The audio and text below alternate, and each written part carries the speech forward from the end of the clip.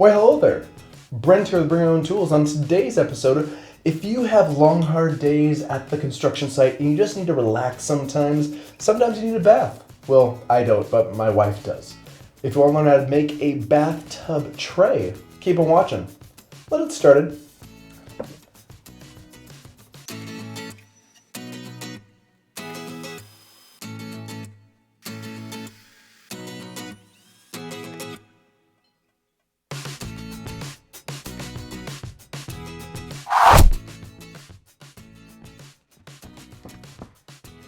I love a good wood restoration project, and this one is specifically a little bit different because it involves a gift for my wife. Yep, we have our 5-year anniversary coming up, and it's been almost 6 years since I proposed to her on stage in front of hundreds of people. But the fact is, she loves baths. She takes, I would say, longer than normal baths, and I wanted to do something a little bit special for our anniversary. So we have to first fix this and clean this slab up, and then we can present it to her. We'll see what she thinks in the end. This is an old walnut roughed up slab that I picked up at a secondary store for cheap. And I know that the beauty in this slab is going to be presented in a very nice way in the end, but first we need to clean it up. And the first thing to do to clean it up is to bust out my slab flattening planer by Woodpeckers. Now, if you're interested in taking on this type of project but you don't have a high-end slab flattening planer like this, I did make a video about how to create your very own slab flattening planer for 20 bucks. It certainly won't be as quick as this system, but it will definitely get the job done in a nice fashion which I had used for years before I picked up this guy. I'm using a 1/2-inch chuck router with a 2-inch wide flatten bit, which makes quick work of this entire slab because this thing is close to 6 feet long, and even though we don't need this whole slab in order for this project to be completed, we can get the entire thing completed in one fell swoop with this system, which is very nice and less time consuming. I take about 3 or 4 passes on the top side, then brush it off and start working on the bottom side. Luckily, this slab started out over 2 inches thick because we had to remove a lot of material in order for this slab to be completely flat due to the condition that it was in when I bought it.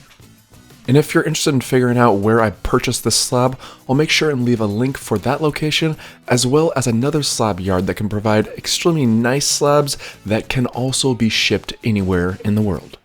I take a measurement off my tub indicating that it's 32 inches from the outside edge of the tub to the back wall. However, I'm cutting this slab at 36 inches because I actually want an overhang on the one side.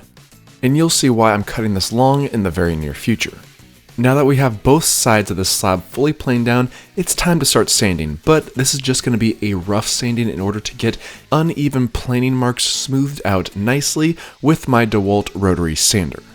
Using a high-powered sander like this will definitely take care of any sanding needs and smoothness. However, it will leave some swirl marks, so we will go over this slab in the end with my random orbital sander. I do love a natural live edge, but for longevity purposes, I do highly suggest removing any of the bark or any loose materials off of the sides of your live edge slab. Just remember to clamp down your slab first, otherwise this slab, even though it's a considerable size and weight, it will move on you. One thing you have to remember when picking up rough looking wood restoration projects is after the planing and the sanding, you don't quite know what you're going to be left with. As you can see in this slab, we do have a bit of work to do before we do our final sanding and finishing. I go over the large areas with a vacuum just to try and remove any of the excess dust that the sanding left behind. Now that we have some of these holes cleaned up, it's now time to fill them. And for filling, I'm using an adhesive from Starbond. Now these adhesives can come with an accelerator, which just reduces the dry time even further, but even if you don't have the accelerator, these adhesives do dry extremely quickly. I apply my accelerator onto the wood first and then start applying my adhesive. Now this adhesive does come in a number of different strains, whether it's thin, medium, or thick, and for the larger holes you want to use the thick set because of the fact that it's supposed to be used for large gaps. However, the smaller areas I use the medium, which can get into those smaller crevices. After the adhesive is fully applied to all holes and crevices, I let it dry and then come back to it with my random orbital sander. I sand down and smooth out all of our adhesive lines, and I'll go into more detail as to why we did this step before finishing in the very near future of this video. But first, let's provide a little more character into this slab. Let's be honest, my wife does like a nice glass of wine every once in a while, and therefore I felt it was appropriate to have a wine glass holder. This is the reason why we actually made this slab a little bit longer than needed, because this section of the slab is going to be hanging past the tub itself. I drill a nice clean hole with a Forstner bit and then maneuver a small section of wood that leads to the hole with my jigsaw. You might need to get a little creative in this section because you want to make sure you have plenty of room to maneuver a wine glass through this section. Now this is just because I want to have a nice supportive area for a wine glass so we don't have to worry about any type of mishaps in the tub, or at least avoid them as much as possible. Now the jigsaw does not provide the cleanest cut, therefore I take a bit of sandpaper and try and smooth out this surface, but it wasn't working as quickly as I wanted it to, so I took a rod, put it in my drill, and put sandpaper around that. By doing that, you're quickly able to get into random tight-knit areas that would have taken you much longer to sand down if you did it by hand.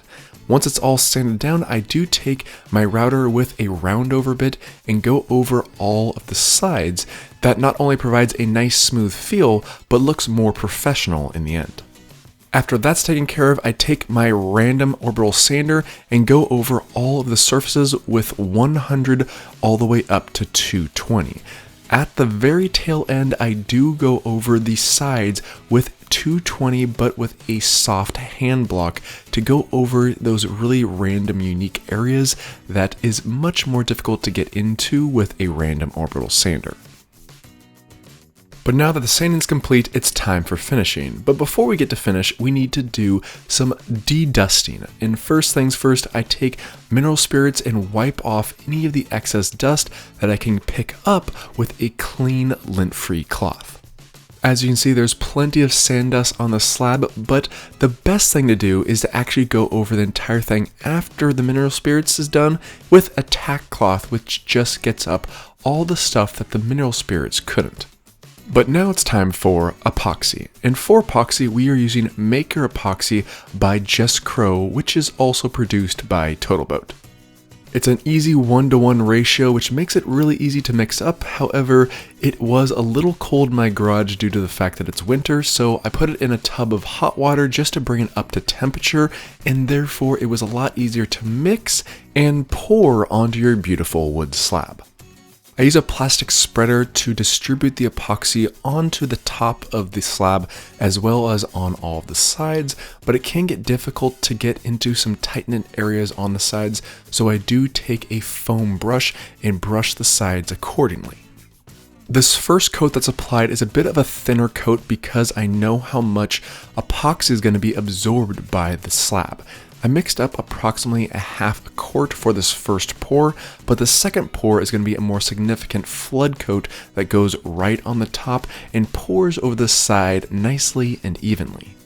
Now the reason why I filled all those small holes and gaps originally before we even got to this step is because of air bubbles. If you didn't do that, we'd have air bubbles all over this thing and it would be an uneven mess, but because we filled them first, we have very few air bubbles to take care of.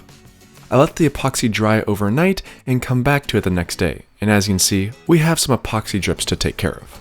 Now there are some epoxy drips that were left due to the fact that we had to let this set overnight, but they're easily sandable, which is very nice. And instead of going over this side with epoxy as well, we're gonna go over it with Halcon Clear. It's a really high quality finish as well as waterproof, but it doesn't leave the most amazing finish compared to the epoxy, but it dries a lot faster and therefore it's gonna be perfect for this type of application. So let's start sanding.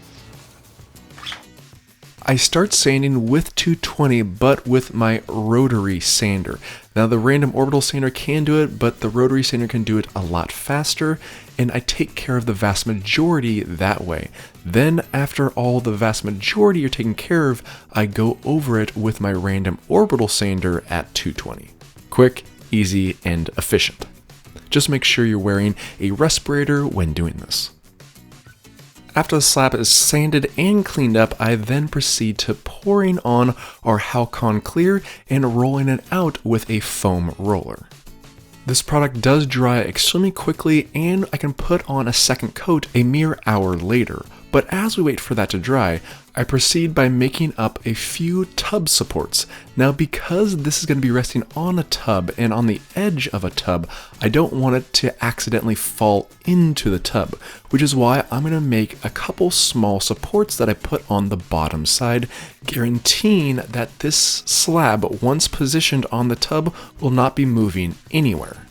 I round over all the edges on this piece of walnut scrap using my roundover bit and my router, then sanding it smooth with my random orbital sander, going over it one more time with some hand sanding and cutting it about an inch long. And that's all we need. We just need enough for it to stick into the tub, ensuring that it's not going to move on us later on.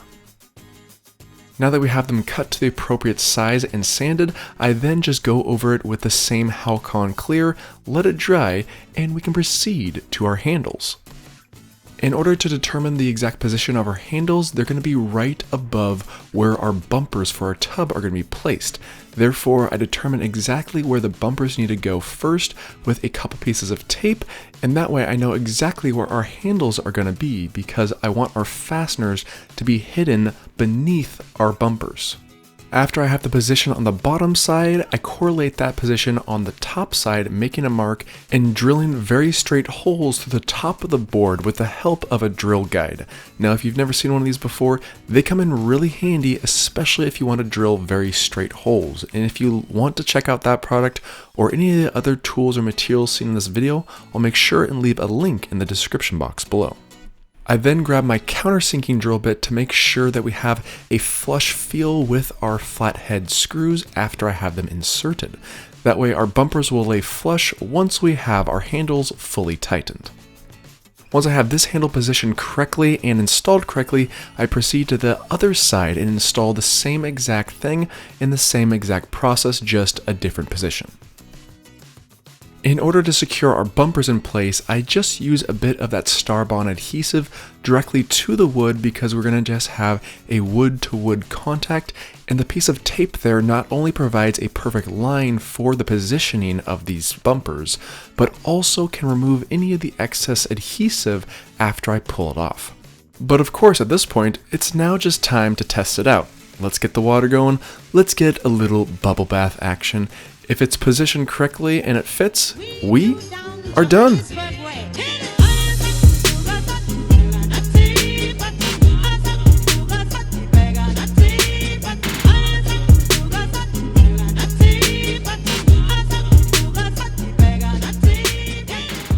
I absolutely love how this piece turned out. It's beautiful, it's unique, it might be a little bit on the hefty side, but it's just well built with love. And that's what I hope she appreciates, but let's get it set up and fully stocked, and then we'll have to see what her reaction actually is. I felt like I wanted to do something special for you since you love your long baths, so I made a custom wood piece Oh my god, for your 3-hour baths. it's so beautiful. You like it? It's so beautiful. I'm eternally grateful to have someone so special in my life that I can give back to, and the fact that she had such an amazing reaction to it gives me that satisfaction of saying that is one beautiful, sexy beast. Oh yeah.